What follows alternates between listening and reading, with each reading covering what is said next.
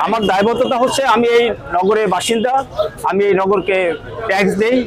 এই নগরের বাসিন্দা হিসাবে আমার দায় আছে, এই নগরের ভালো মন্দ আমার জানার এবং অধিকার আছে।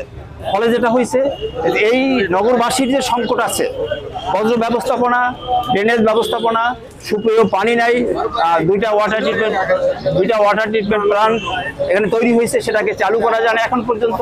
ফলে এই যে ভোগান্তিগুলো, এবং ডেঙ্গু হলো এই বছর, মশার অবস্থা একটু বৃষ্টি হলে নগরে পানি ঢোকে, রাস্তা ডুবে যায়। ফলে এই যে ভোগান্তি, এই ভোগান্তিটাকে জিয়ে রেখে অথবা এই ভোগান্তিটাকে মানে সমাধান না করে এই যে বিলাসবহুল প্রকল্প সিটি কর্পোরেশনের জন্য নিচে, এটাকে আমরা আসলে ভালোভাবে দেখতেছি না। এবং তড়িঘড়ি করে এটা বায়নাপত্র করার পিছনে আমরা মনে করি একটা উদ্দেশ্য কাজ করছে, এবং সেটা হলো মানে টাকা লেনদেন এবং এই কমিশন বাণিজ্য।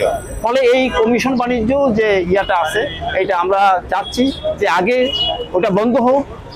হাইকোর্ট যদিও 6 মাসের জন্য এটা স্থগিত দিচ্ছে, আমরা এটাকে পুরোপুরি বন্ধ চাই, যেটা আসলে না হোক। এবং নগরবাসীকে বাদ দিয়ে নগর পরিকল্পনাকারী যারা আছে, পরিকল্পনাবিদ যারা আছে, এবং এখানে স্টেক হোল্ডার যারা আছে, তাদেরকে বাদ দিয়ে নগরে কোনো পরিকল্পনা হতে পারে না। কারণ উনি নিজে যে প্রশাসক ছিল, সে নিজে এই নগরের বাসিন্দা না, এই নগরে সে ট্যাক্স দেয় না। ফলে তার খামখেয়ালি ভাবে যে সে যেটা করিয়ে গেছে, এগুলির ভোগান্তি বরিশালবাসীকে আসলে ভোগ করতে হবে। ফলে আমরা চাই এটা একেবারেই বন্ধ হোক, কোনো অবস্থাতে এই প্রকল্পটা না হয়, এবং নগরবাসী সিদ্ধান্ত নেয় এটা আসলে নগরের ভালোর জন্য, নগরের মানে ভালো পরিকল্পনার জন্য কি করবে নগরবাসী এবং এই শহরের স্টেক হোল্ডাররা আছে, তারা সিদ্ধান্ত নেবে। বরিশাল নগরীর বিভিন্ন সংকট আছে, সমস্যা আছে, আর বরিশাল সিটি কর্পোরেশন ঋণী। এখন এই মুহূর্তে সিটি কর্পোরেশন যে সিদ্ধান্ত নিছে, যে সিটি কর্পোরেশনের আইনে আছে যে সিটি কর্পোরেশন ইনকামের জন্য সে এই রকমের প্রকল্প নিতে পারে এই বিষয়ের উপরে, কিন্তু এখন আমার সিটি কর্পোরেশন তো এটা আজকে ঋণী। এখন যেখানে ঠিকাদাররা 300 কোটি টাকা পাবে, বিদ্যুৎ বিভাগ টাকা পাবে, আমার শ্রমিকরা টাকা পাবে। অতএব এই জন্য আমরা, এবং বরিশালের যে নগরের যে সমস্যা রয়ে গেছে দীর্ঘদিন পর্যন্ত, সমস্যার কোনো সমাধান নাই, নগরীর সমাধান নাই। আমরা চাই বরিশাল নগরীর এই নগরীর যে সমস্যা, এই সমস্যা অতি দ্রুত সমাধান করা হোক, সেই প্রকল্প বাস্তবায়ন করুক, এটাকে আমরা স্বাগত জানাই।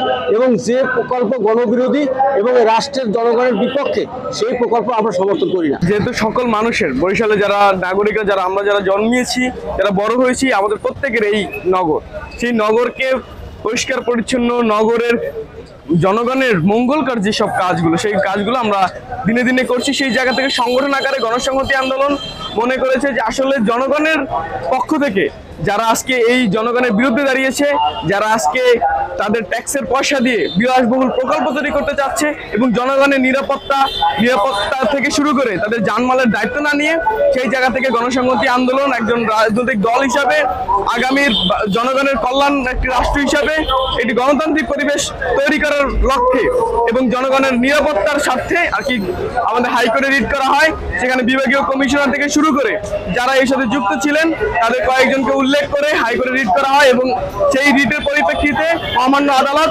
আমাদেরকে রায় প্রদান করেন এবং 6 মাসের জন্য এই কার্যক্রম স্থগিত করেন।